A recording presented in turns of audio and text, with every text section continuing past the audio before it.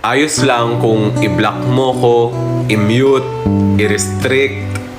Umarte ka na para akong hangin, walang buhay. Magsinungaling ka, sisihin mo ko sa lahat ng nangyari sa ating dalawa.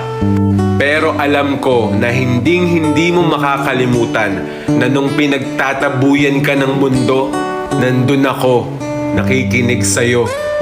Nung mga panahong hindi ka kamahal-mahal, ako yung taong pinili kang mahalin.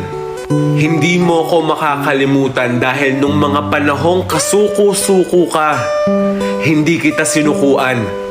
Kaya ayos lang, ibahin mo yung kwento. Pero hindi mo mababago ang katotohanan na sa isang punto ng buhay mo, naging kakampi mo ko. Gets mo? Pinatawad na kita dahil minahal kita.